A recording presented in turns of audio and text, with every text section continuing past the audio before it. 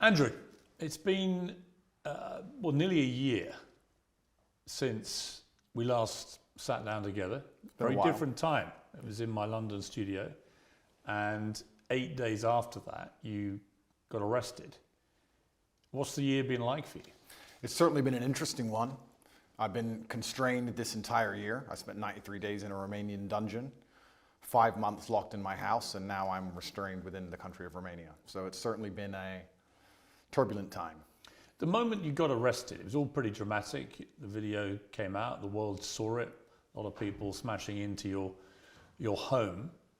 Did you have any inkling, warning that something like this may happen? I knew it. I kept saying before I was arrested on every single podcast I did, I said, you get 3 lives in the world.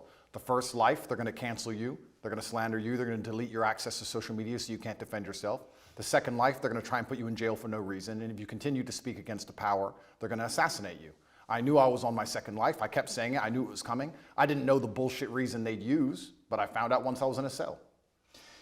When you were arrested, you don't speak any Romanian at Zero. all. And they didn't speak English to you. Correct. So you were taken to a cell. You had no idea what they were alleging you'd done. I was arrested on the 27th of December, so because of Christmas and New Year's and other problems, they couldn't even translate my paperwork for 2 weeks. So for the first 2 weeks I was in a prison cell, I had no idea why. I was given papers in Romanian. I could read human trafficking, I understood, but I was like, human trafficking who, when, what? None of this makes sense. I waited 2 entire weeks inside of my cell before I was given an English translation, and then I realized exactly how ridiculous the whole case was. Just to clarify, I am accused of helping my friends get big on TikTok. That is what I'm accused of. I told some girls I know how to post on TikTok to become viral when I was at the time the most viral person on the planet. And they are saying I'm a human trafficker for that reason. It is insane. Well, we'll come to what you've been accused of. It's more serious than the way you've categorized it, but we'll come to that. There is a lot of speculation that the reason the Romanian authorities knew that you were back, because you were en route, I believe, to Dubai for a New Year's Eve party, is that you were interacting with Greta Thunberg on social media, and you had a pizza in front of you which came from a well-known Romanian pizza store. Is there any truth to that? I don't think so. I think that they know where I was. A lot of people knew where I was, and they had instructions from higher up to teach me a lesson. I was on my second life, and that's exactly what I'm going through right now. There's an irony to your situation, because you always said the reason you came to Romania was precisely because you thought you could avoid being in this situation. Well, I loved Romania, and it's a strong Christian nation with strong traditional values.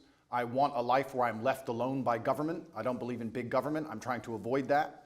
It felt like Romania was a place which was very safe societally, and the government was not too interested or involved in people's lives. But things change. Also, your freedom and your ability to speak the truth is heavily correlated to your insignificance.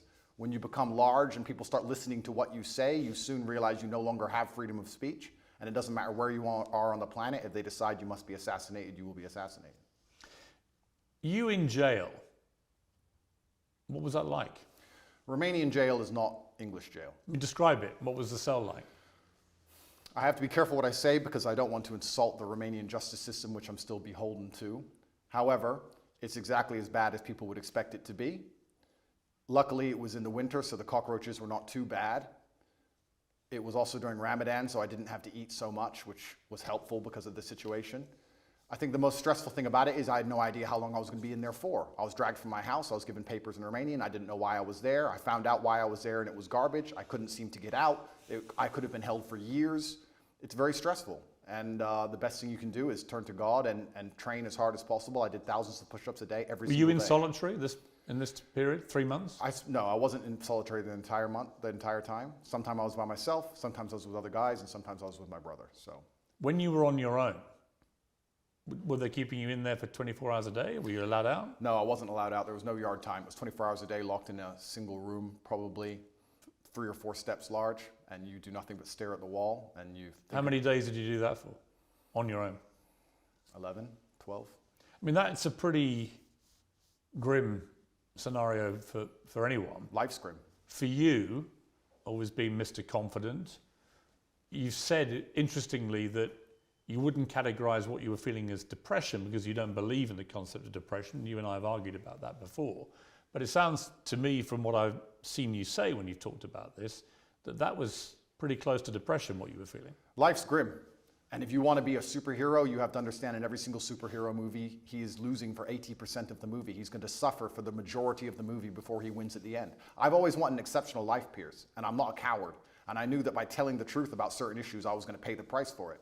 So I won't say that I deserve to be in jail, but I certainly put myself in there by telling the truth to the populace and telling the truth and living. But when you're on your own in that cell, what were you thinking?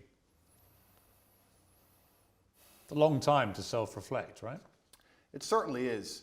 And I think my number one concern when I was in jail, despite the fact that my situation was dire, were my concerns as a man and all the people I have to take care of, and my children and my family and the people I pay for and all the people who work for me. And truthfully, I wasn't worried about myself, I was worried about everybody else. And I think that's the true masculine frame. Did you get emotional? Did you shed tears in your cell?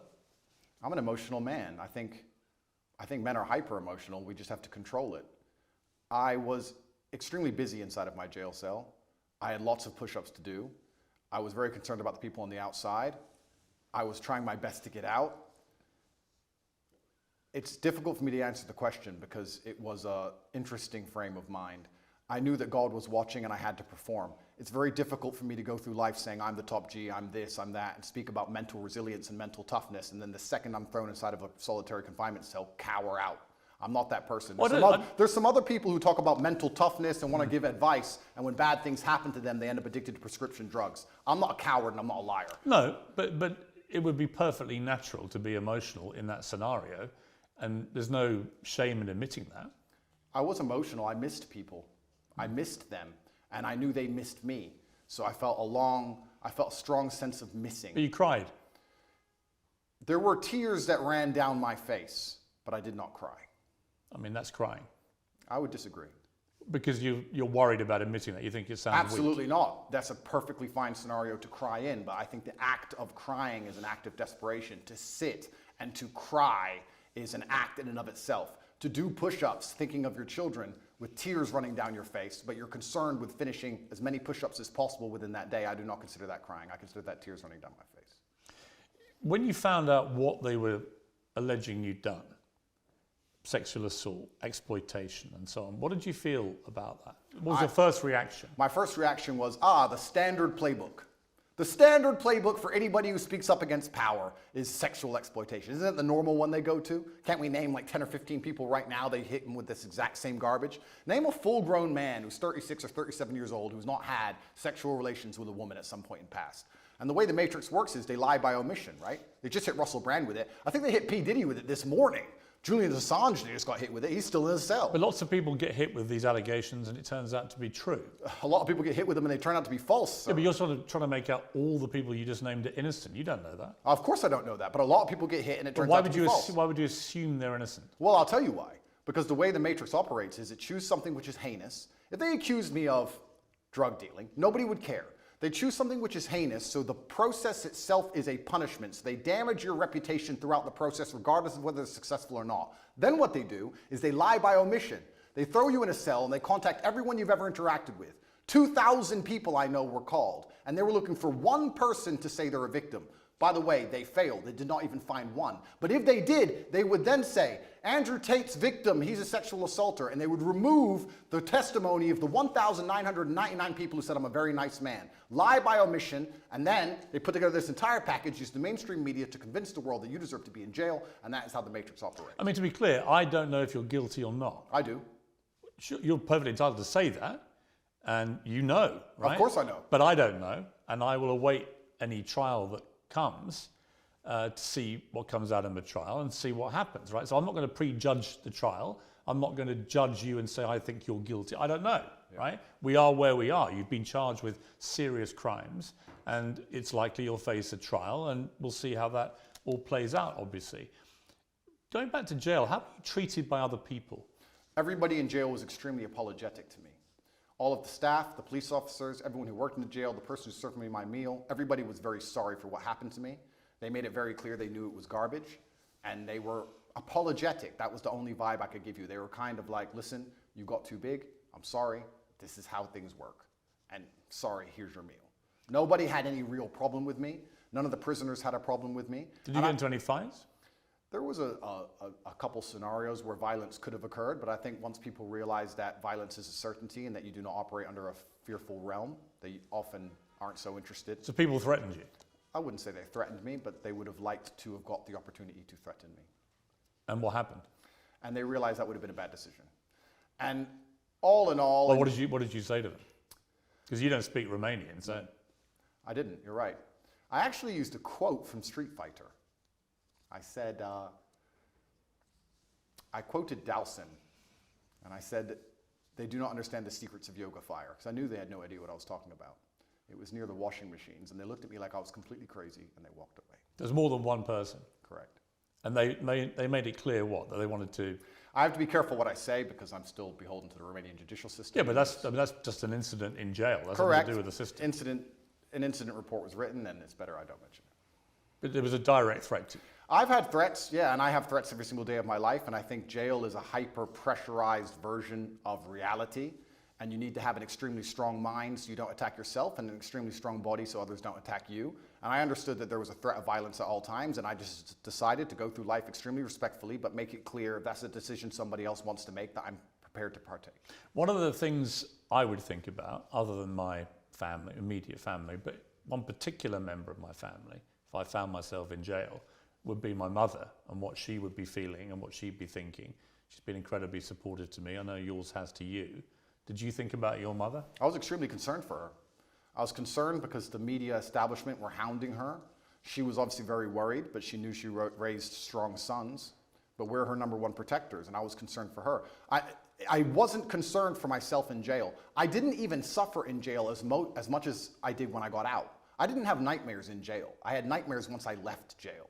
I was in the middle of a battle. I don't think you get PTSD while you're fighting. You get it afterwards. I was in the middle of a battle trying to make sure that everybody I love and care about is taken care of and trying to make sure that bills are paid. Please understand, the day I was arrested, which is a year ago, every single bank account that I have was frozen. All of my assets were taken. I haven't had a dollar of money since January. You had 10 cars taken, I think. 15. 15 cars and how many properties? 15 cars, 6 properties, 20 diamond watches, gold bars, cash, land, every single bank account, millions and millions and millions of dollars. What was the total value of everything they seized? 16, 17 million. Pounds? Yeah. And they took all of it. And I still don't have access to any of these things. I mean, as we're doing this interview, you're expecting to hear sometime today as to whether you may get those possessions back. Is it all or nothing? Do you get it all back or nothing? Correct. As we sit here, the judge is deciding whether I get all of my items returned or I get none of them returned. And truthfully, under the law, I should have never had them taken in the first place. So we're going to see what the judge decides. And I have to put my faith within the Romanian judicial system. I have no other choice. I'm not a coward. I'm not going to run. But let's not talk about the Romanian judicial system. Let's talk about the judicial systems of the world. I've recently seen some very scary decisions in America and England and these Western democratic nations. You see people doing 20 years for attending peaceful protests.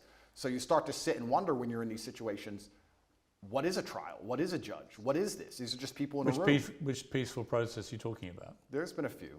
And who's got 20 years for attending a peaceful protest? I don't want to say names. I saw it somewhere on Twitter. Somebody attended, I think it was a protest, a pro-Trump protest, and they ended up getting 20 years. Well, if you're talking about the January 6th riots, they were riots where people died.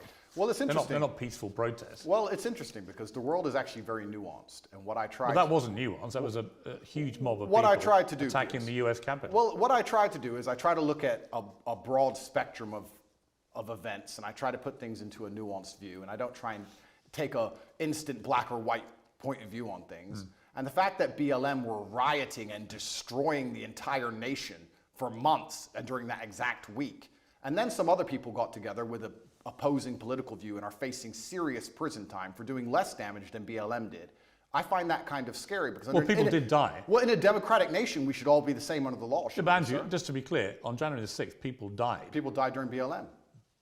I mean, there are certainly inconsistencies in the way groups of people have been policed. I think that's the same whether you're talking about the BLM marches to the pro-Palestinian marches and so on, right? There's a lot of inconsistency. Well, then we agree. There's a lot of inconsistency in global policing, I think. I think that's a perfectly valid thing to say. But the idea that someone's got 20 years for being in a peaceful march is not true. The ones who've got the lengthy prison sentences have been held account for serious crimes. I'm not even condoning January 6th. I don't even know the ins and outs of January 6th. I wasn't there. I'm not saying it should have happened. What I'm saying is exactly what you have said. There seems to be some massive inconsistencies in global policing now.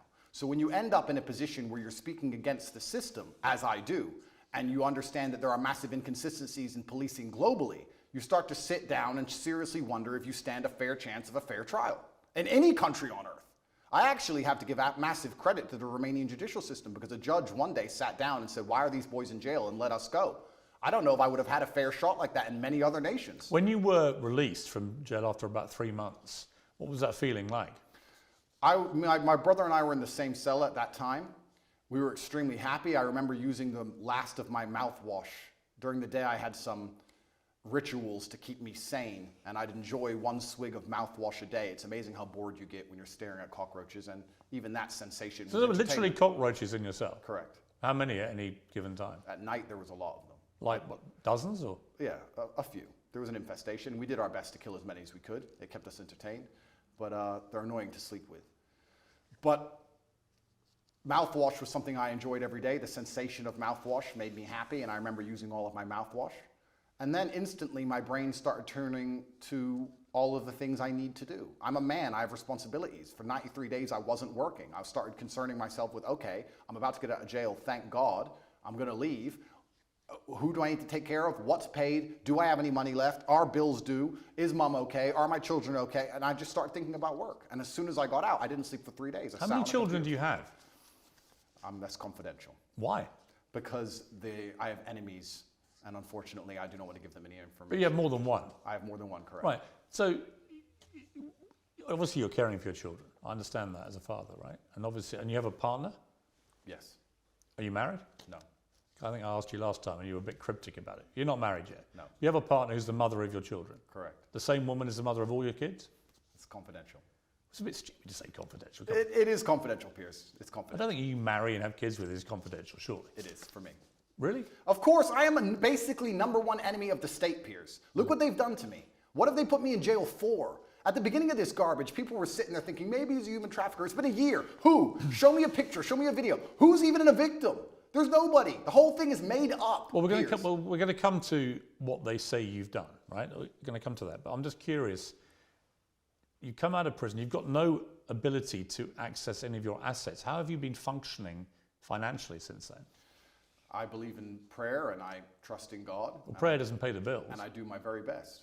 But prayer doesn't pay the bills. Unfortunately, absolutely everything I own was seized by the Romanian state, so I'm just going to have to survive and do my very best. Yeah, but how? I'm doing my very best, Piers. Have you got wealthy benefactors helping you? I'm doing my very best. I wish I had wealthy benefactors. I wish I had people on my side. Yeah, but you can't function on no income at all. Seems you can. How? I'm doing my very best, Piers. What does that mean? It means I'm doing my very best. Absolutely everything I own is taken by the Romanian state. I don't have anything they don't have. How do you pay for food? I just have to do my best. What does that mean? It means that I believe in God and I pray. Well, God's not going to pay your bills. God has been paying my bills so far, it seems. It's amazing how far faith can take you. It's often when you have absolutely nothing left, people turn to faith, but you should turn to faith first, and you should believe in God when things are good, and He will be there when times are bad. Initially, you were put on this sort of rolling 30-day house arrest, and they kept renewing that month by month by month. And then in June, you and your brother and 2 others were formally charged with rape, trafficking, and forming an organized crime group to sexually exploit women. And there were 7 alleged victims named in the indictment. You said at the time, I look forward to being found innocent. You said earlier, who are these women? Well, there are 7 named in the indictment. Yeah, have you seen the videos of them on the internet saying we're not victims? They made us be victims. We told them we weren't victims. Well, that will all presumably be analysed in a trial. Do you know when the trial may be? I have no idea. It's going to be a long... Do you believe it will happen? I'm not sure. It could get to a point where a judge, anytime before the trial, decides his case is garbage and throws it away. If you ask me what I believe happened, it's very simple. They threw me in a jail cell knowing they had no case, knowing they had no victims, but they thought if they plaster me all over the MSM and they say that I'm a bad person and they call enough people, they will find the case they want. They couldn't find it. You name the date they charged me. They had 6 months to charge me. Usually the Romanian state, even the American embassy confirms to me, charges within 30 days. With me, they used all 6 months trying to build a case and find actual victims of an actual crime. They couldn't. They charged me on the very last possible day they could, unless they'd have to drop the entire case. And they charged me with garbage because they have nothing. There are no victims. I've done nothing wrong. And they've tried very hard. And let me say something very pertinent to the audience here. It's very difficult when you're thrown inside of a jail cell. You do not have access to social media. You do not have access to money. The entire MSM establishment are calling you a bad person. Hotlines are set up saying, if Andrew Tate's ever hurt you, call this hotline. You're a rich person where people may want to get money from you and exploit you and extract resource from you. And they're sitting here calling anyone you've ever known. They called my gardener's daughter, who I've never even spoken to, asking if I've ever done anything wrong to her or said anything wrong to her, trying to find victims of a crime that don't exist. It's actually a miracle from God that no one's come out trying to extract money from me. Whole thing is garbage. They could do this to anybody. Piers, they could do this to you. They could put you in a cell, put all over the media you're a sexual exploiter, and for 3 months talk about how bad you are when you can't defend yourself, and call everyone you've ever interacted with. And if anybody you were ever rude to once decides they want a payday or some fame, they can use it against you. It's insane. The Romanian authorities' prosecution files accuse you of using verbal and physical abuse to keep women in line, taking 50%, I believe, of the women's online income, although I believe that figure could vary, could be up to 80%. Is that right? No, they accuse me of exploiting women who did TikTok, the same women who say we were not exploited, he just told us how to do TikTok. Also, in the prosecution file, if you want to talk about it, there's not a single bank transfer. There's not a single piece of evidence for any money. So I'm accused of making money from TikTok, but they haven't found any money. There's no money, and the victims are saying, I didn't exploit them to do TikTok. The whole thing is a joke. What is, I think, problematic for you is the war room, which was a group miscategorized and misunderstood. It was called the war room. Correct. Okay. And it had a lot of people who were dubbed the generals who ran the war room. Correct. For you.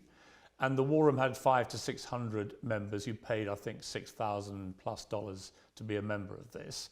And when you saw the logs of the web chats between people from the war room to each other, a lot of it made disturbing reading. Were you disturbed by it when you read that? Firstly, a lot of that is bullshit. A lot of that's fake. Secondly... You think that literally those logs are fake? Absolutely. Secondly... But the BBC verified them. The BBC verified them, or they're the same people who verified the vaccine. Those people, they're liars, firstly. A lot of them are fake. Secondly, were you disturbed by anything you read? No, because none of it's real, firstly. Secondly, there's 4,000 members in the war room. Thirdly, the war room is about masculine personal development. We talk about fitness, making money, strength. We talk about very important things.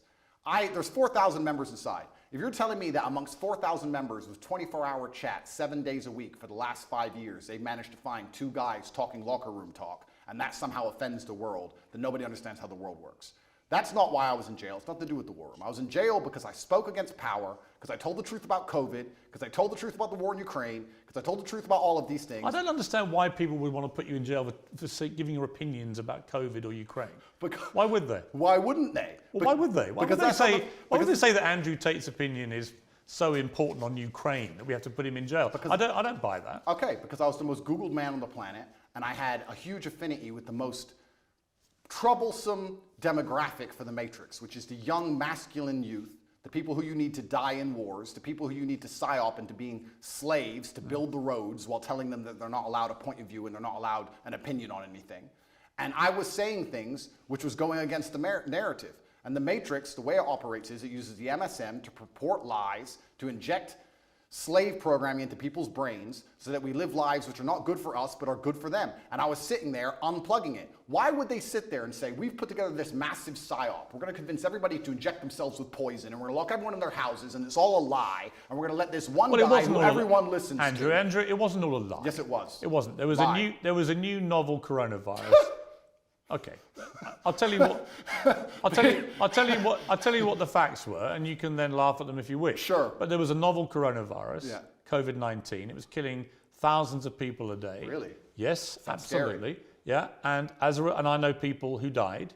Who doesn't? I know people who died before Corona. Fine, I'm sure people died of lots of things, but it was killing exponentially thousands and thousands of people, and then vaccines were developed at very high speed, and they managed to save, in my estimation, millions of lives. You may not agree with that, absolutely, but those are facts as assumed by the body of scientific and medical experts in the world. The body of scientific and medical experts, you mean the Matrix? I could get... What is the Matrix? The Matrix are a bunch of people who can come up with studies from the sky to say anything they want them to say, so they can use the MSM to purport garbage inside of people's minds. So you end up locked in your house, clapping for the NHS like a performing seal, injecting yourself with experimental poison for the 9th time.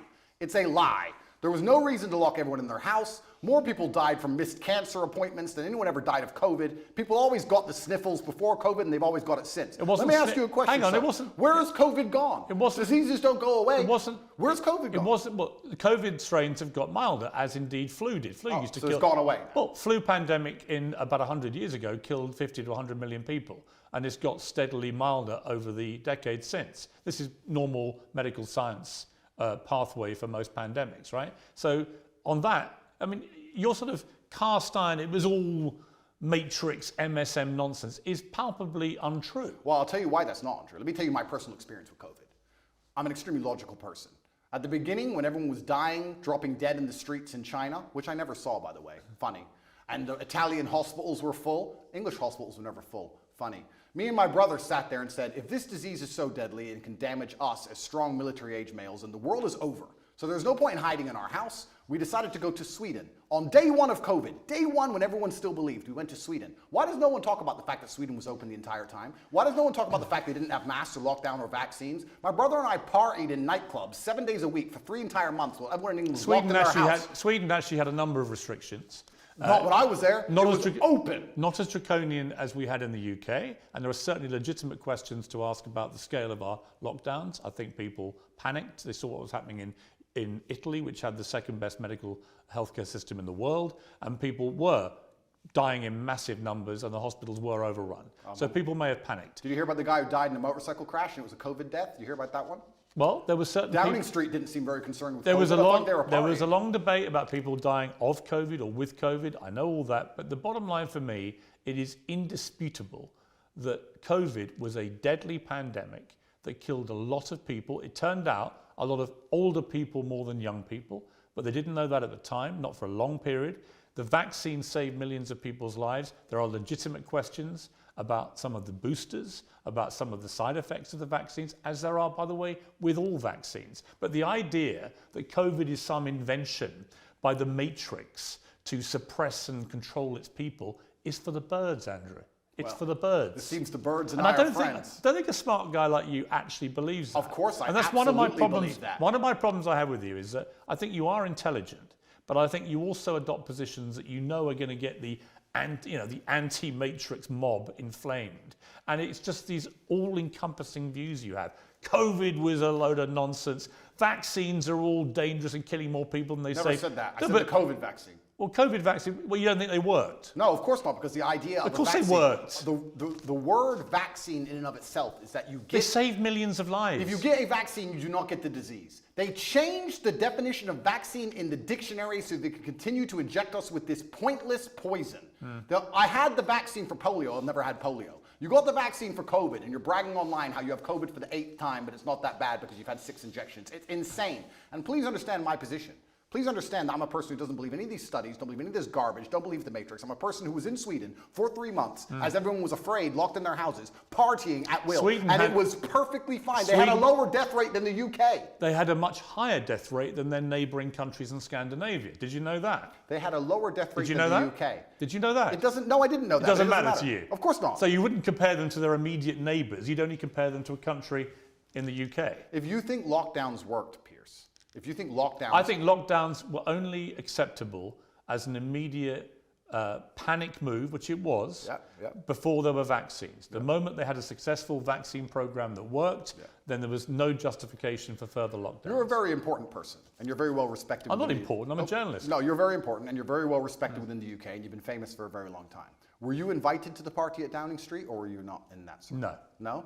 Oh, that's a shame. And I thought the behaviour... Because they seemed very concerned about COVID on the TV, and by the way, they didn't seem to give a shit as soon as the TV was on. I thought that was disgraceful. And I thought Boris Johnson and the people working at Number 10 who were having those parties, when I had friends of mine who were literally saying goodbye to their mothers on FaceTime on their phone because they weren't allowed in to see them. I knew people in care homes where it ripped through and killed a third of the people in the home in 2 weeks.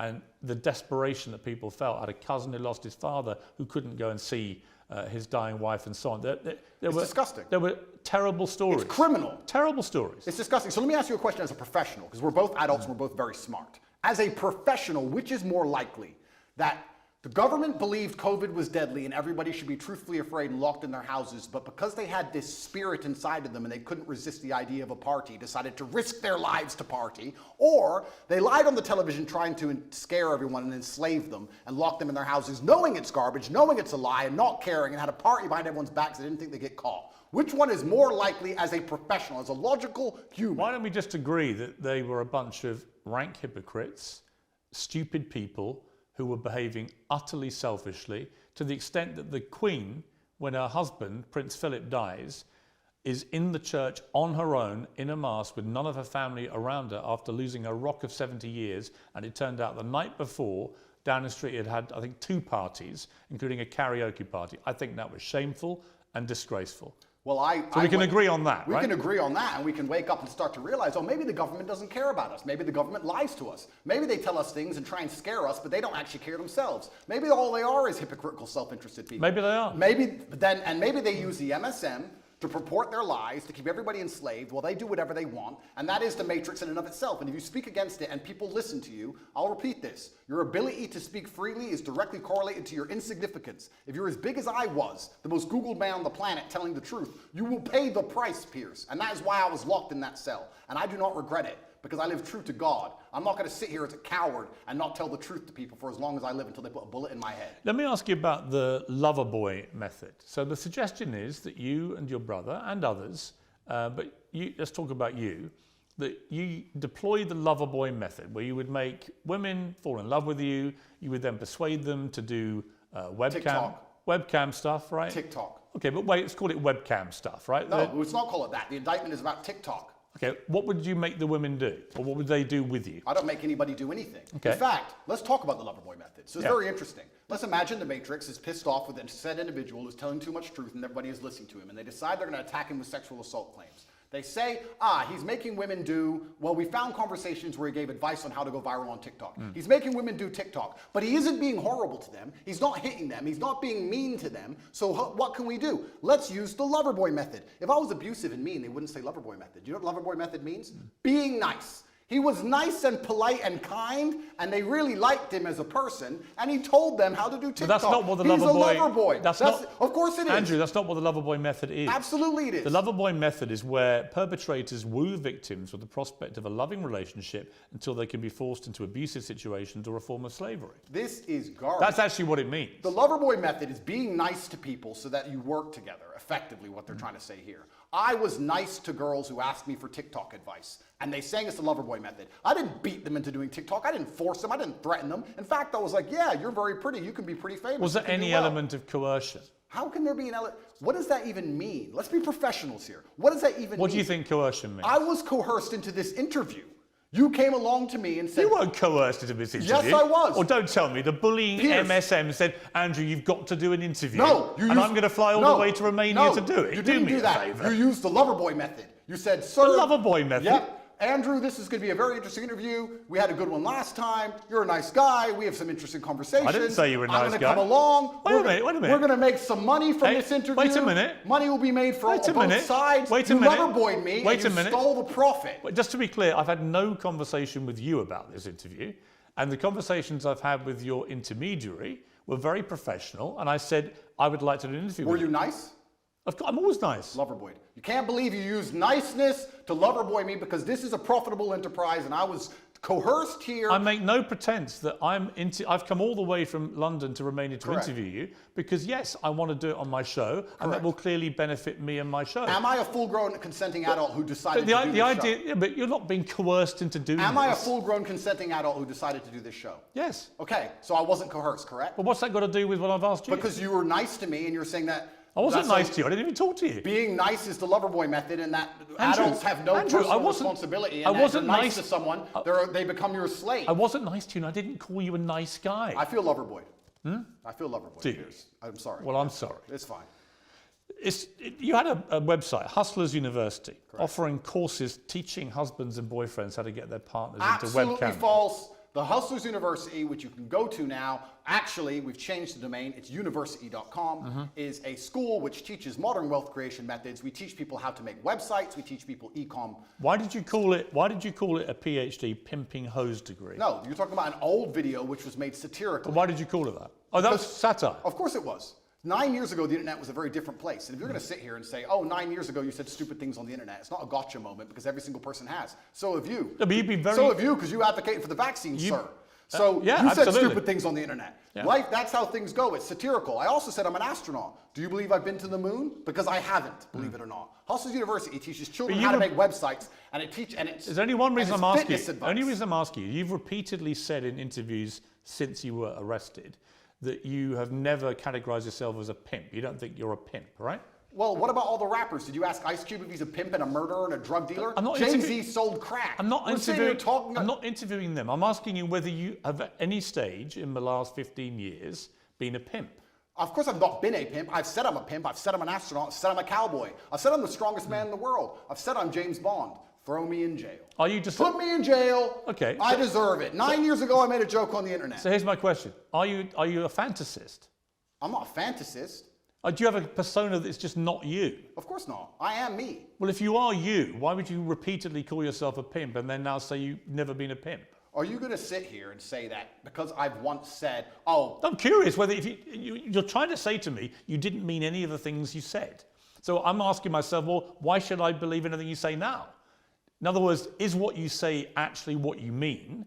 Is Andrew Tate real? Or do you have a complete persona that you've fueled for money that has nothing to do with the real you? I don't know. You tell me. I exaggerated on the internet 9 years ago for comedic effect. I'd walk into a nightclub and there'd be girls at my table, like every other man who walks into a nightclub, and I'd say, pimpin'. Oh no, put me in jail. 93 days was not enough with the cockroaches. I should go back. This is a matrix attack, Piers. Every single person, every single man out there has done things worse than I've done. In fact, I will argue, if you put 99.9% of men through the level of scrutiny I've been through by multiple federal agencies, you will find a lot worse than him saying he was a pimp on the internet 9 years ago. You will find actual genuine crime. And I've done nothing. I live true to God. This is all garbage and it's not real. Like I said to you, I don't know if you're guilty or not. I do, okay. And I am not guilty. No, it's a matrix attack. I want to be clear to you, I'm not preempting your guilt. I've come here with a completely open mind. You've been charged with serious offences, but I am not going to judge you because I'm not a judge. This is not a courtroom, right? But it's interesting to me that one of the biggest charges against you is that you're a misogynist. And you've always said, I'm not a misogynist. And then the last time I interviewed you, you said, well, I may have said some things that may have been misconstrued. But even in the last week, you've tweeted some stuff, which I'm not even sure if you're aware as you tweet this stuff, how it sounds. Read it. Okay, let's read. This is quite a long one. Sure. But I think it's important to read it to get a sense of how you view women. Absolutely. Any woman I date does not have a job. Okay, so the woman you're with doesn't have a job? No. Okay. Do you date other women? Sometimes. And your partner's fine with that? Obviously. Yeah? And you're fine with that? Why wouldn't I be? Well, you think it's fine to be dating other women when you have a mother and I think a we're kid? consenting adults and everybody can make their own personal decisions. Okay, fair enough. Why would I be working so hard, you say, to have hundreds of millions for my woman to waste her life enslaved pennies? No. I will give you a life you can never ever afford. Private jets, five-star hotels, new cars, endless spending money and diamonds. You will be rich because you're praying for me every day and protecting my spirit. I work in the physical world, she works in the spirit realm. Women shouldn't have to work because being a good partner is a full-time job for a woman. She has to look good. All the beauty treatments are time intensive. Not about money, it takes a lot of time. She has to train every day and stay in fantastic shape. Shop to look amazing next to me. I know there are some men who do 100 times more than this on a daily basis, but women are not as organized as men, and achieving anything significant causes them huge amounts of stress. Yeah. They need to have huge sections of their day empty to waste, or they will have a mental breakdown. True. And do you want a woman who's stressed and angry after the commute, unshaven and exhausted? Or do you want a Barbie doll who's always smiling and saying thank you because she did her nails and bought you Prada that day? As a man, unless you're a loser, you're already filthy rich, right? You can get endless sex anyway. Girls are easy. So what can a girl give you? Happiness, vibes, always smiling. Take the edge off a stressful life. Can she always be happy if she's been working all day? No. Just to wake up at 11, gym till 1, one appointment and some shopping. dress beautiful by 7 p.m. for you to finish working and tell you how strong you are. No matter how pissed off you are, just to always be laughing and smiling and writing you little notes about how you're perfect. And just to be playful and funny. She can't do that if she has a job. So your job is being my girlfriend, and now you're a millionaire. Congratulations. Behave and aim for the promotion to wife. The reason I read all that in detail was, I don't think you understand quite how that comes over, because I think that is the purest definition of misogyny I've probably ever read. Well, I don't think you understand. One, especially when I'm talking about the fact that women can't handle what men can do, etc. One, it's slightly sarcastic. There's a sarcastic tone. So do you mean any of this? I mean all of it. Any woman I'm with, I will provide for because I No want to woman protect should her. work. They should spend all day beautifying themselves for you, right? And they might get promoted to wife. This is Your my job is being my girlfriend. Correct. There are hundreds of millions of women around the world who do a good day's work, who still manage to be a very good wife or partner. Right? Agreed, completely. But it's my So life. why would you encourage a whole generation of young men? I mean, I've got to be honest, since our last 2 interviews, before you were arrested, I would say every single day I have young men, teenage boys, maybe early 20s, coming up to me asking about you. It's gone on every day since I interviewed you. I'm very aware of your reach. I'm very aware of your influence. And whenever I've been asked about you, they say, what do you think of him? I said, I don't really know. I find myself agreeing with 60 to 70% of the things you say. And I do, because I think a lot of the stuff you say about empowering young men to be confident, to work out, to take care of themselves. To have enough money to not force their woman to work. Right, but that's the bit. That's the bit where when you stray into that kind of language, particularly in the detail where you reveal what you're really thinking, the kind of pathetic, soulless life you want for these women. Where does it allow for being a mother, for example? Absolutely, that's How does a mother of your children manage to find time for being a mother in this routine of love and devotion to you? How does having a job give her time to be a mother? This gives her all the time in the world to be a mother. One, it's slightly sarcastic, firstly. What do you mean? Well, Do you mean can tell by the tone. Do you mean you don't mean it? No, I mean it. Well, which but bit? it's slightly sarcastic. Well, sarcasm for comedic effect. sarcasm means you don't mean it. No, I mean it. But it's slightly Well, you sarcastic. either mean it or you don't. It's either sarcastic or it's not. I mean every single word. But this is the conundrum with you, Andrew. Sarcastic. This is the conundrum with you, right? It's not a conundrum. If you'd let me explain, it's not a conundrum at all. You tweet. And also, you what's very tweet this. interesting, I tweeted this out. I get thousands of women Yeah. begging me, inboxing me, saying, finally a man who understands he needs to provide for a woman so she can be her best self. Right. This is exactly the kind of life that will allow No, women to there become a are mother. definitely women that will absolutely love to be So why don't you treated like are they this. misogynists? No, but what I think they're people who just basically, it's the old sugar daddy thing, right? They want to have a rich guy who's going to pamper them and take care of them. They don't have to do a day's work. They just have to make Being a themselves good partner look is good a for day's you. work. Well, so you say. Yeah. But it also, the language that you use here seriously diminishes women who do work. You make them out to be, well, you're not doing your job as a partner or wife. You should be doing your job, which is just to devote yourself to his pleasure and making him Well, happy. it's actually interesting you say that because I'll put a lot of the fault of this on men. Let's if you want to gender the argument, let's do that.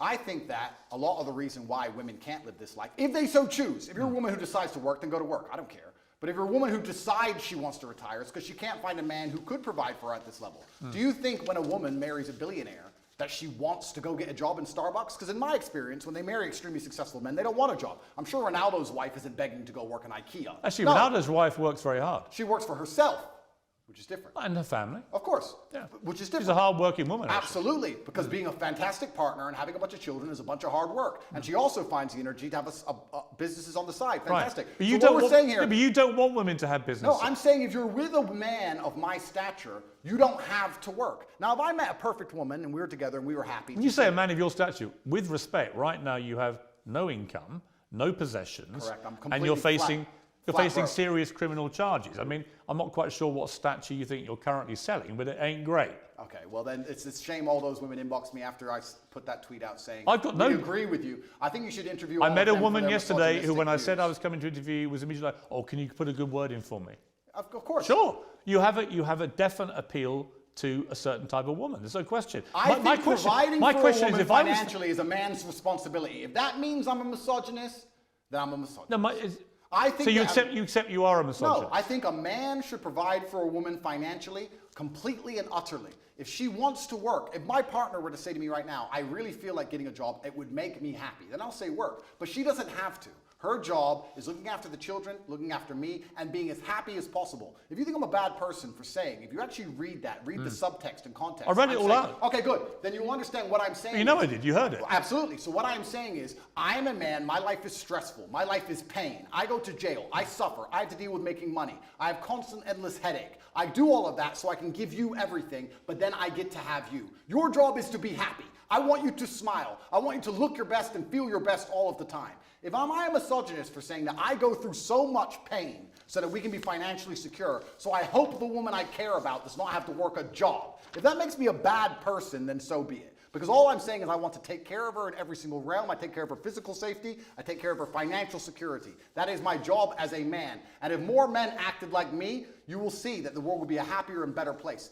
The women who say, I really want to work, I want a career, that's their prerogative and their decision. They're allowed to do that. But also, often the reason they do that is because they can't find a man they trust to take care of them. No. I've had this from women in their own Andrew, mouth. If I found a man who was financially secure and as smart as you, I wouldn't be doing this garbage job either. Why was I psyoped into working to pay taxes when I should be at home having children with a man I adore? Andrew, it's a psyop. Andrew, there are so many women that will listen to that and be laughing and mocking you. Say, don't be so ridiculous. I have a job that I love. Maybe they're being paid even more than their man, right? The real world isn't the one that you categorize. The real world is varied and nuanced, but I am talking about my life experience. My experience, any woman I love does not have to work unless she decides to. Fine, you're the boss, you're in charge. Her job is to make you happy. Her job is to make herself look good. Her job is to work out for your benefit, blah, blah, blah, blah, blah. It is actually just misogyny. Do you think a woman looking good, do you think a woman looking good and working out has no benefit at all to her? Of course it does. Okay, so it's not for my benefit, then, is it? No, but you see, but when you talk about young, no, I don't. When you talk about young men and you tell them to work out and take care of themselves, I cheer you on.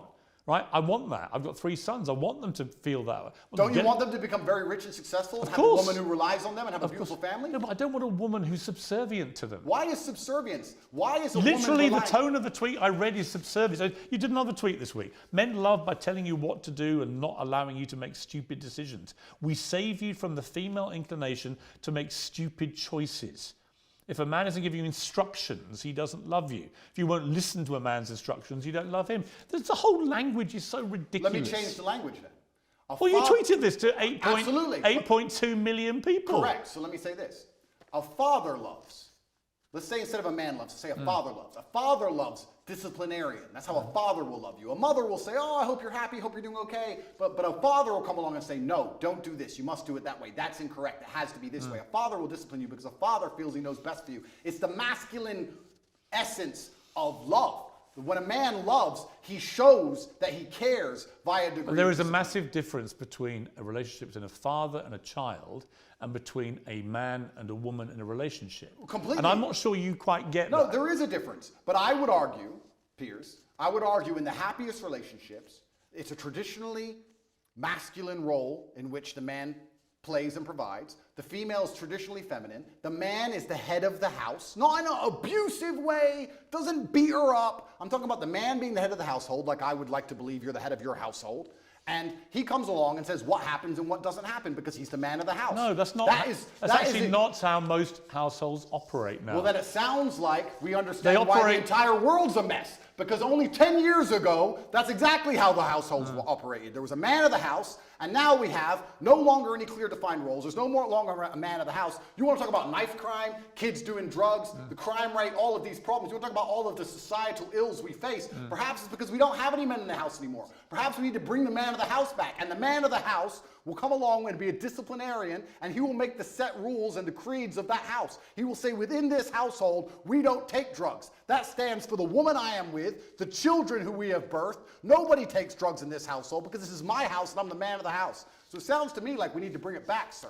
Yeah, listen, it's all good macho stuff, okay? And I know lots of young boys who listen to this and go, wow, that's how I should be. Then I read the detail of your tweets. And again, come back to this. We save women from their female inclination to make stupid choices. Females are emotional. If a man isn't giving you instructions... Now, females are emotional. Hang on. Piers, he doesn't love you. All this stuff is designed to, exactly as you've just articulated, is designed to make young men feel that the only way they can be successful in life is to effectively have their women under control, give them instructions that, they have to obey. Don't buy women Prada, you'll end up in jail. You can buy them Prada, but let me finish my point.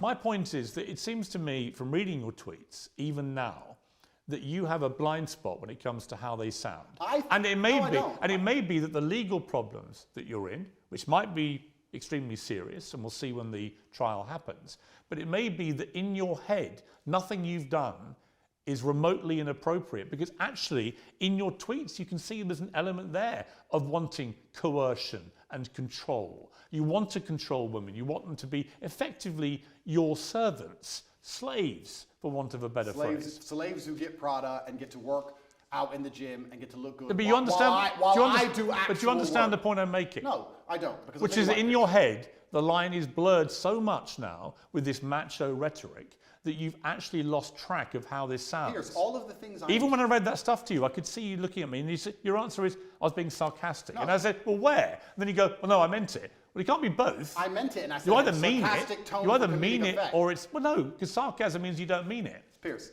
all the things you've just described. Do you accept that? No, You're a smart guy. You know what sarcasm means, right? Absolutely. I said it has a sarcastic tone for comedic effect. All the things I'm saying and the things I've said are basically the way the entire world thought only 10 years ago. You may buy into the PSYOP, you may buy into the new thing. I don't buy into any PSYOPs. We just talked about the vaccine, sir. Yeah, the vaccines weren't PSYOPs. Of course not. No. So I believe that there should be a man of the house. You had a polio vaccine, right? Correct. Why? Because I didn't get polio. I wouldn't have a COVID vaccine because I'd still get COVID. Plus probably myocarditis and have a heart attack. So we believe there was a man of the house 10 years ago. Do you think statistically more people got myocarditis by having the vaccine or not having it? I think statistically we need to bring it back. You don't know, do you? Why would I know? Why would I look at the statistics why would you bother that come from the matrix itself? So the matrix, so every fact you don't like, because it doesn't suit your agenda, you just dismiss as matrix bullshit. No, I'll give you a very simple way I view the world. COVID can't hurt me, so why would I take their injection? You don't have to. Point two. You don't have to take it. They tried to make us, including you. Yeah. You told people they should why? have the vaccine. You know why? And if they don't have it, they shouldn't leave their house. You know why? Because at the time, the scientists, and by the way, scientists is ever evolving. At the time I said that, the scientists said if you had the vaccine, it would prevent you transmitting the virus. The Matrix. That turned out to be wrong, and they issued updated advice saying further studies said that actually you could transmit it. And at that point, you know what I did, which you never do? I held my hands up and went, I was wrong because the advice changed, and now I would not say the same thing. That is called actually evolving opinions when facts change. That's actually how a civilized democracy works. Oh, is it? We live in a civilized democracy, do we, sir? I actually would argue that point with you for a very long time. I don't think we live in a civilized democracy. Another point I want to make here, if I had cancer or if I was at threat of a genuine disease which could actually harm me, would the NHS text me 10 times a day trying to get me treatment, or would I be sitting there waiting for 8 months to even get an appointment? They wouldn't care about me and they'd let me die. So the fact that they will endlessly text me and try and beg me to get this poison should have been an alarm bell for anybody with a brain. Actually, I tell you what the NHS has sent me. I'm a 58-year-old man. In the last few months, they've sent me one about a flu jab, which I'm going to have.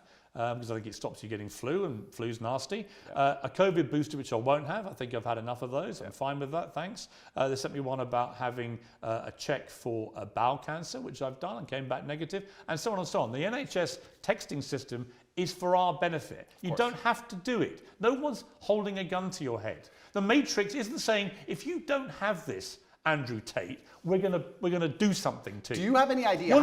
You've not been treated in Romania by their system because of anything to do with COVID vaccines. And your attempt to try and persuade people that that's the case is ridiculous. And you know it's ridiculous. Do you have any idea how difficult it was to remain unvaccinated, Piers? Let me tell you from somebody who was unvaccinated and traveled the world. Do you have any idea how difficult that was actually to do? Yes, because countries have border controls. Oh, because they tried to force everybody. So to sit and say they weren't trying to force, you know what they did? They said, come get the COVID vaccine. It's good for you. It's going to help. They tried to coerce you by being nice. They tried to lover boy everybody. They tried to use the lover boy method to force people to get the COVID vaccine. It just came to, we need to put all these people in jail. Andrew, they were being nice to people, trying to help them. Unbelievable. Nobody forced you to have it. Did you have the vaccine? Absolutely and utterly not, sir. My principles are not for sale. I would have stayed in my house to the end of human time and sat there as a pureblood, the last one, the last pureblood on the planet before I inject myself with poison. You're not making an MGM trailer. Yes, I am, because it's a matter of principle. I am not a farm animal. My blood is mine. It does not belong to the government, and I decide what is in it. Right.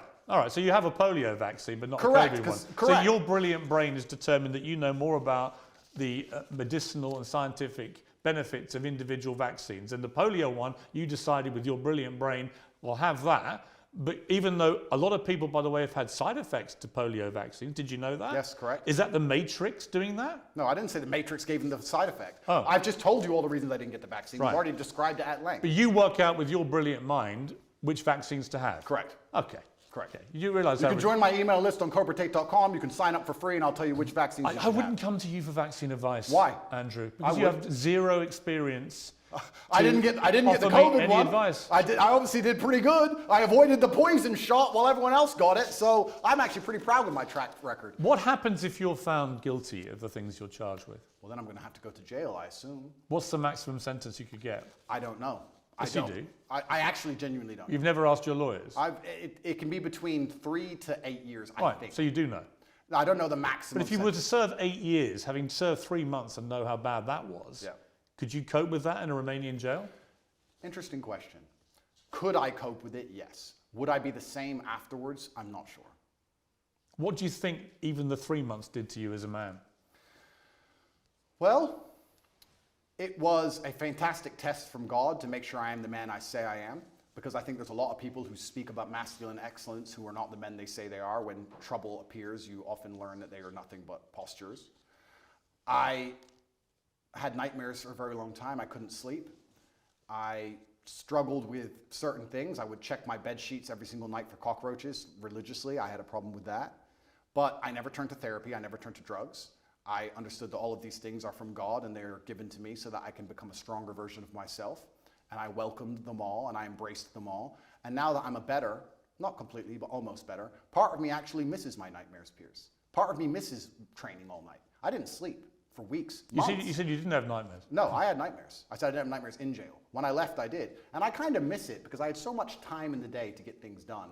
And now I'm sleeping a full 6 hours. I feel a little bit lazy. So perhaps I need another test from God. And if God decides, Allah is the best of planners, if he decides I need 8 years in jail, then I will embrace those 8 years in jail and do my absolute best to come out as the most formidable version of myself. Have you felt suicidal at all in the last year? I don't believe in suicide. It's haram. I know, you said that before, but did you feel like you may want to end it all? I would never kill myself under any circumstances. So the day they put that on the news, when they finally take me out, you can know it's a lie. It's haram. I would never kill myself. Lock me in that cell for the rest of my life. I would never kill myself.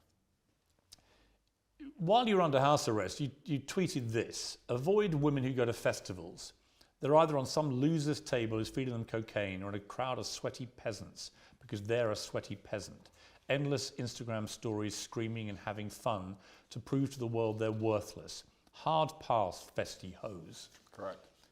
I tweeted that, yes. Again, why would you categorise all women who go to festivals in such an unpleasant way? I actually categorized all men who went to festivals also. Did you read that tweet? Why are you gendering the argument? I think all people who go to festivals are stupid. It is peasantry. I've never been to a festival in my life. I'm not going to stand there and scream and jump up and down for some other human like he's God. I think the whole thing is embarrassing, all of it from head to toe. It's all sweaty peasantry and it's all just drug-fueled insanity. So why are you gendering the argument when I insult the women who go to festivals and also the men who go to festivals, because all of it is peasantry head to toe and I do not regret it. All festivals are peasantry. Anybody who goes, I do not associate with. I've never been to one in my life. I never will. So if you've never been to one, how do you know what they're like? I can see enough. I've seen the sweaty bodies bumping into each You've other, never been to high on ketamine, pretending that the song they heard on the radio at home is now more fantastic because they're listening to it from a loudspeaker. I get it, but it's embarrassing. But to be clear, you've never been to one. Correct. Okay. My infinite brain that understands vaccines perfectly we've also established understands. we have established your brain is unique. Correct. You tweeted a picture of Amanda Holden, very good friend of mine. It's a very harmless picture. She's in a bikini on holiday under a rain shower, looking extraordinarily beautiful. In a sexual pose. And you tweeted, "You are a wife and a mother and you're far past a teenager. There's no need for this post." Agreed. Again, it's just misogynist to say that. It's not misogynistic. Why can't a woman of her age, she's just turned 50, why can't a woman of that age actually show off her beautiful body in a nice bikini like that. What's wrong with that? You can call me crazy. You can call me misogynistic, but I think once you reach the ripe age of 50, any woman should not be interested in thirst trapping on Instagram. I think she has bigger responsibilities. I'm sure she's a very intelligent lady and she's done amazing things. She's famous. She's obviously very capable. And I think she could do things more interesting than standing around trying to thirst trap on Instagram like she's 18. Because I think she's above it. I wasn't insulting her. I was reminding her that she's actually such a fantastic person. She's done such amazing things in her life and she's so achieved that she's actually above thirst trapping. I was reminding her of her worth because as a feminist, we're all feminists here, right? We all believe in women empowerment. I'm reminding her of her worth. Are you a feminist? Sure. Well, you're not though, are you? I believe in feminine empowerment, and I think feminine empowerment is in... Yes, I do. And feminine empowerment is in modesty. Modesty is empowering for females. You only believe in... Taking your clothes off for men on Instagram is not empowering. It's empowering when you say, no man but my husband can see my body. That is female empowerment. And I was reminding her of that. I was reminding her of her ripe age and her intellect. And there is no need for that. How old are you now? I am 36. 36 years old. Correct. At what point will your antics, chugging your cigars and your ripped body in your compound with your security and your Bugattis, at what age does that become a thirst trap? I don't know if that ever stops being a thirst trap. So it's fine for you. Once again, one rule for the man, another rule for the woman. Well, it's interesting because I've never heard this argument before, but I'm extremely intelligent and I've already deciphered how this is going to go from head to toe. It's called, I guess we can look at peacocks, right? The male peacock, he shows, look who I am, look what I can do, look at my achievement, look at my beautiful feathers. And I guess you could call it peacocking to a degree. I'm showing the world. I'm extremely physically capable. Yes, that's correct. I'm extremely financially successful. But you stripping off for Instagram is fine. It's not stripping off for Instagram. I'm boxing. When you box, you have no top on. You do it all the time with your cigar and you're showing off your ripped body. That's fine for you. But if Amanda Holden dares do it, that is apparently thirst trapping. I think me boxing with no shirt on is different than a 50-year-old woman posting. You don't just box. I've seen you doing ones where you wander around all moody with your cigar and you're topless and stuff. So fine for you. Are you a fan, Piers? No, I just think it's thirst trap. Do you? Yeah. Well, I don't do that. Perhaps it's successful. Maybe you should start. Perhaps it's successful because I do have a lot of female fans out there in the world, and they pretend I'm a misogynist, but it turns out that 85% of women on the planet seem to agree with me. Every single woman I've ever met in real life agrees with me. I have no female hate at all. I've never had negative interaction with women ever. Yes, you have. With who? Well, what about the BBC journalist that came to your compound? Lucy. Yes. I've never had a negative interaction with a female I don't think she was a fan. I think she was. I would categorise that as a negative interaction. Well, she seemed to follow me around for a long time. I think she was a little bit There are obsessed. lots of women, Andrew. There are lots of women I know personally. There are lots of women who find you incredibly offensive. I don't think so. Right? It's their right to. It's your Of course. It's your right to not care. Yep. But the idea that somehow you're this beloved person for the world's females, I think is not true. You are for a certain type of woman who likes to be treated in the way that you like to treat women. Well, let's counter that argument, right? Because the world, as I said at the beginning, is nuanced. Am I beloved by all females? No. But when I'm sat here with someone as prestiged as you who says you're a misogynist and you hate women and women hate you. I think you talk in a way that is misogynistic, yeah. Okay, well then you make it sound like all women hate me, and that's also not the case. Of course, it's a nuanced argument. I didn't say all women hate you. Some women agree with me, some women don't agree with me. When I said that post about Amanda Holden, a lot of women said, Andrew, that's actually completely correct. She's extremely famous and there's no need for her to be posting pictures like this at her ripe age. I was actually empowering her. I believe that female empowerment is in modesty. But you don't actually believe in feminism. I believe in the idea of... You believe in masculinity controlling women. No. They have to take instructions from you. They have to do what you tell them. And that is actually what love and relationships are about. No, I believe that men and women have different roles. I believe that we were created differently by God because we are the perfect team. I believe that a man who's in his masculine frame is best suited by a woman who's in her feminine frame. I believe when we work together, we can achieve amazing things, whether it's raising children or preserving society. And I believe a man has certain jobs and a woman has certain jobs. You don't understand this about the things I say. When I said there that women make bad decisions in the tweet you referenced earlier, the point I was making is that women are more emotional than men. That is their superpower. That is fantastic. That is a great thing. I love female emotionality. In the tweet before you tried to use against me, I was talking about how I love a woman to be happy all the time, smiling all the time while I'm stressed. I love female emotionality. The reason women are better with children, women are better with children is because they're emotional. That is their superpower. That's not what your tweet said. In a position... You're not even remembering what you wrote. Of course it is. I said women are more emotional than men is exactly what I said. I'm saying that is a fantastic thing, but there is no light without dark. So in certain situations, the emotionality is positive. In certain situations, the emotionality is negative. We can also argue the same for men, because what happens with me is everyone tries to gender my arguments. We can actually argue the same with men. Stoicism. Male stoicism is positive in certain scenarios. It can be negative in others. We can come across as unempathetic or not care because we're stoic. I mean, I know but in certain situations, it benefits I know us. people who've told me that their kids who are in their late teens, they're at schools where the name Andrew Tate is banned. Nobody's allowed to mention your name because the teachers think that your brand of masculinity is so toxic, they are seeing an immediate effect on the way that young men behave, and not in a good way. Is that what the teachers think, is it? Yeah. Well, I am actually genuinely concerned by the fact that I've been banned from schools when I do nothing but preach masculine strength and excellence. But then if you actually understand how the society is going and how the world works and all the insanity they're trying to push on all of us, I can understand why they've banned me, because I speak the truth. If I was wearing a wig, Piers, and lipstick, and telling young boys to remove their genitals, would I have been banned from schools? No.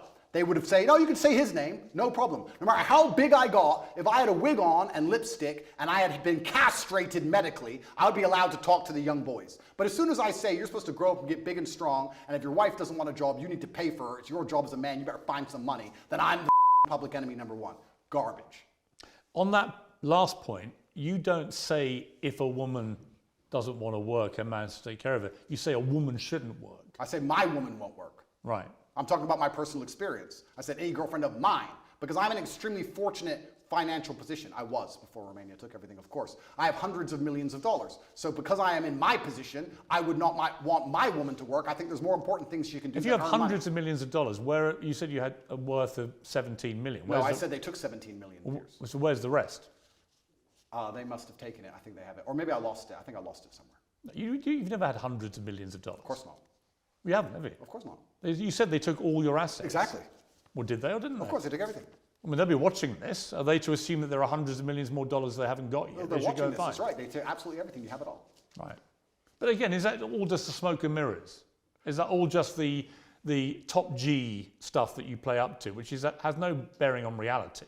I was the most Googled man on the planet. I was the most relevant man amongst 18 to 35-year-old males, which are the highest earning and spending people on the planet. Do you really think that I can't pay my bills, Piers? Right now, yeah. Okay. Someone's paying them for you. Correct, you're right. Someone's paying them for me, you're right. My girl's got a job. She works at Starbucks. Exclusive, Andrew Tate's girl, top G's girl works in Starbucks to pay the rent. I've been exposed. See, again, I don't know what to believe when you say stuff like that. Well, I'm telling you, my friend, that the Romanian state... I think you deployed deliberate smoke and mirrors because you think it plays up to the brand. The Romanian state have taken all of my money and I'm just, getting by. That's what's happened. Do you worry about your impact on young men? I think that... Because, like I said, I'll be completely honest. I think a lot of what you say, they should be hearing. Yep. And I've tangible proof every day when I walk around that they are listening to everything you say. Yep. But there is other stuff you say where I don't want my sons, especially in that impressionable late teenage, to be listening to that. Correct. And that's a very... And I don't want my daughter to grow up and think that actually her only success in life will come if she's at home as some kind of servant to her man.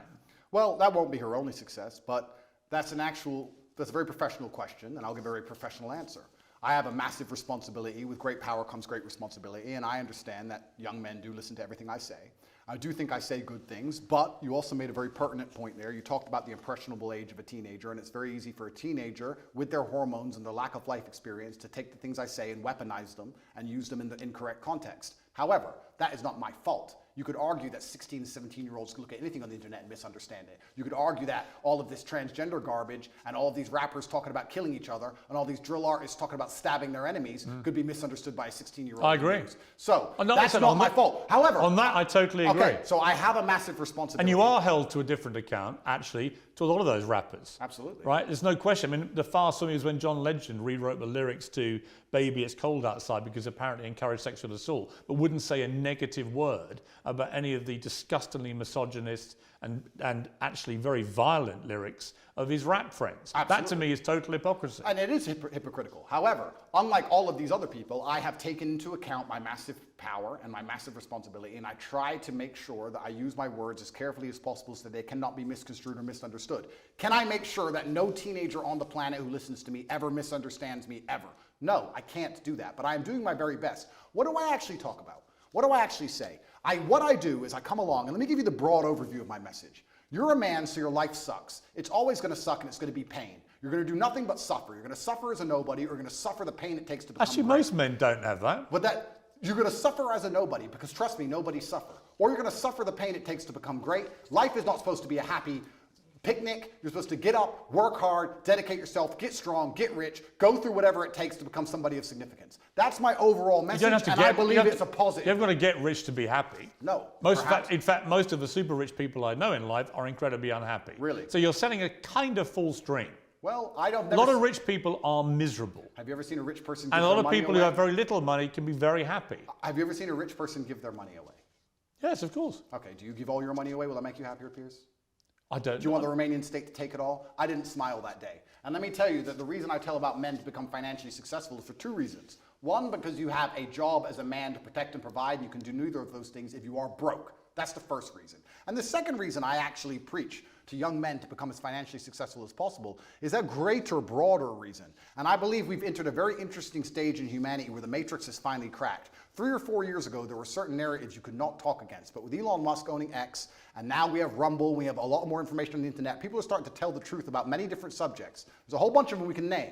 And I like the idea of people who are free thinking with a free mind, who are not matrix controlled, making as much money as possible because it takes money to win wars, and I want these people to be financially successful. That's why I tell all of my fans who believe in me to become as rich as possible, because they understand that everything the government does is lie to them. And we need finance. You use the word truth there. I don't think it's necessarily that people want to promote truth. They want to promote their opinions. Often people's opinions on facts can be very different.